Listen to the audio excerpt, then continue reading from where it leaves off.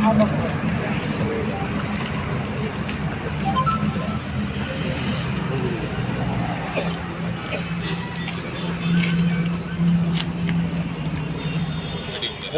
ప్రభుత్వం అధికారంలోకి వచ్చిన తర్వాత జరగకూడనటువంటివి, వినకూడనటువంటి అనేక విషయాలు జరుగుతున్నాయి.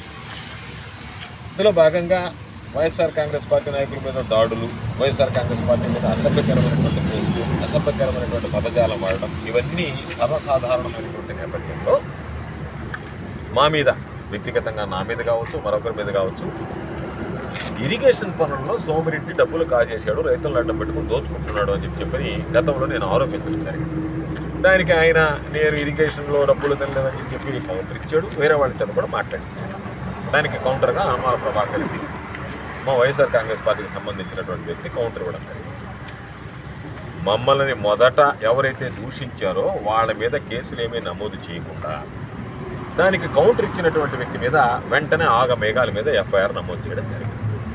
సరే, కౌంటర్ ఇచ్చిన తర్వాత ఈరోజు జరిగేటువంటి పరిస్థితుల్లో రకరకాలైన జరిగాయి. కౌంటర్ ఇచ్చారు, కౌంటర్ ఇచ్చిన తర్వాత చట్టాన్ని గౌరవించాడు. ఈరోజు దానికి సంబంధించి 41 నోటీస్ ఇస్తామన్నారు, పోలీసులు రమ్మన్నారు, పోలీస్ స్టేషన్కి వచ్చారు. ఆయన అడ్వకేట్ని తీసుకొని రావడం జరిగింది. సాయంత్రం 5 గంటల నుంచి మనుబోలు పోలీస్ స్టేషన్లో ఉండేటువంటి ఎస్ఐ హైడ్రామా ప్రారంభించి వాళ్ళని ఏదో ఒక విధంగా నిలువరించాలా, ఇక్కడ కూర్చోబెట్టాలా, ఇబ్బందులు పెట్టాలనేటువంటి ఆలోచనతో 5 గంటల నుంచి ఇష్టారాజ్యంగా ఆయన వ్యవహరించడం జరిగింది. దానిలో భాగంగా నేను డిఎస్పీ గారితో మాట్లాడా, ఎస్పీ గారికి ఫోన్ చేసి చెప్పా, ఎక్కడన్నా ఎవరైనా సరే దాని మీద బైండ్ ఓవర్ చేయిస్తామన్నాడు. నాకు తెలిసి చరిత్రలో ఇద్దరిని ఉభయుల్ని పిలిచి బైండ్ ఓవర్ చేస్తారు, గొడవలు జరగకుండా, ఉద్రిక్తమైనటువంటి వాతావరణం లేకుండా జరగాలి అనండి. ఏకపక్షంగా ఒక వ్యక్తిని ఎవడైతే ముందు దూషించారో వాళ్ళని వదిలిపెట్టి కౌంటర్ ఇచ్చినటువంటి వ్యక్తిని తీసుకువెళ్ళి బైండ్ ఓవర్ చేయించడం అనేటువంటిది నాకు తెలిసి చరిత్రలో ఎన్నడూ జరగలేదు. ఇది మనుబోలు ఎస్ఐ కొత్తగా ఆయన ఒక్కడే ఏదో కనుక్కున్నట్టుగా, ఆయన ఏదో ఈరోజు దాన్ని కొత్తగా తీసుకొచ్చి పెట్టినట్టుగా కనిపిస్తుంది తప్ప ఎవ్వరు కూడా ఇటువంటి ప్రయత్నాలు చేసినటువంటి దాఖలాలు లేవు. కాబట్టి మాకు సంబంధించినటువంటి దాంట్లో దేనికైనా సిద్ధంగా ఉండేటువంటి వాళ్ళం. మేము కేసులకి, ఈ అరెస్టులకి, జైలుకి భయపడేటువంటి వాళ్ళం కాదు. మరొకసారి పంపించినా సిద్ధపడేటువంటి వాళ్ళం. ఈరోజు మీరు మితిమీరి ప్రవర్తిస్తే నేను అధికారులందరికీ ఒకటే తెలియజేస్తుంది. సరే, రాబోయేటువంటి రోజుల్లో ప్రభుత్వం ఏ విధంగా వస్తుంది, దాని పర్యవసనాలు ఏ విధంగా ఉన్నాయనేటువంటిది ఆ రోజు అనుభవించిన రోజు దాని గురించి బాధపడడం తప్ప మిమ్మల్ని ఎవరు కాపాడే వాళ్ళు ఉండదు.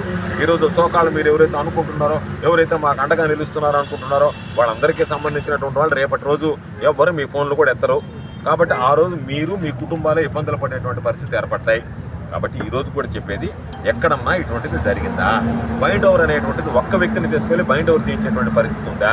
అందుకనే ఇంతకుముందు కూడా కంప్లైంట్ ఇచ్చాం, దాన్ని తీసుకోలే, ఎఫ్ఐఆర్ కట్టలే. మరలా ఈరోజు కూడా వెళ్ళి ఈరోజు హరగోపాల్ రెడ్డి, మాకు సంబంధించినటువంటి మా పార్టీ వైఎస్ఆర్ కాంగ్రెస్ పార్టీ కన్వీనర్గా ఉన్నటువంటి హరగోపాల్ రెడ్డి గారు వెళ్ళి ఈరోజు మరలా ఒకసారి పోలీస్ స్టేషన్లో ఈ విధంగా ఎవరైతే మమ్మల్ని దూషించారో వాళ్ళ మీద మీరు కేసు నమోదు చేయండి అని చెప్పి ఒక కంప్లైంట్ ఇవ్వడం జరుగుతుంది మండల కన్వీనర్గా.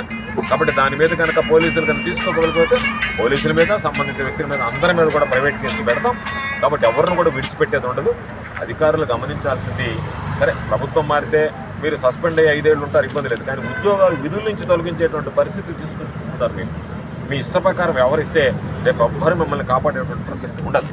కాబట్టి ఇప్పటికైనా ఈరోజు తెలిసిన తర్వాత బైండ్ ఓవర్ చేయిస్తున్నాడు అంటే నేను చెప్పాం, మీరు బైండ్ ఓవర్ చేయాల్సినటువంటి అవసరం లేదు. మ్యాజిస్ట్రేట్ దగ్గర ప్రొడ్యూస్ చేయమని జైలుకి పోతాం. ఒకవేళ మ్యాజిస్ట్రేట్ కనుక రిమాండ్ ఇస్తే జైలుకి పోతాం తప్ప మీరు వెళ్ళి మేము బైండ్ ఓవర్ చేయిస్తాం ఏకపక్షంగా 6 నెలలు మీరు నోరు మెదపకూడదు అని అంటే మీరు ఇష్ట ప్రకారం తిడతారా? మీ ఇష్ట ప్రకారం మాట్లాడతారా? పోలీసులను అడ్డు పెట్టుకొని ఈరోజు మీరు మా వాళ్ళ నోరు నొక్కడానికి ప్రయత్నం చేస్తారా? అంటే మా వాళ్ళు మాట్లాడితే మీకు ఏంటి భయం? మీరు చేయొచ్చు, అవినీతికి పాల్పడచ్చు.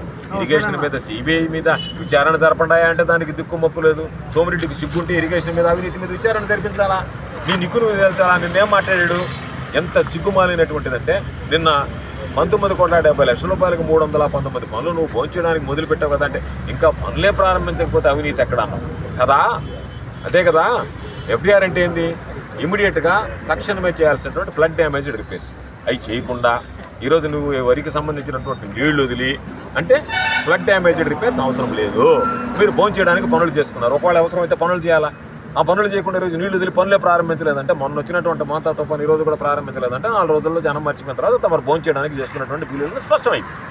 కాబట్టి మీరే చెప్పారు మేము ఇంకా పనులు మొదలు పెట్టలేదంటే, మోంతా తుఫాన్కి తక్షణమే అర్జెంట్ రిలీఫ్ కోసం ఫ్లడ్ డ్యామేజ్డ్ రిపేర్స్ ఇస్తే వాటిని చేయలేదంటే అవి భోంచేయడానికి సిద్ధపడ్డారు, అవి తినడానికి మీరు ఇష్టపడ్డారు. కాబట్టి ఆ పరిస్థితుల్లో మేము ప్రశ్నిస్తే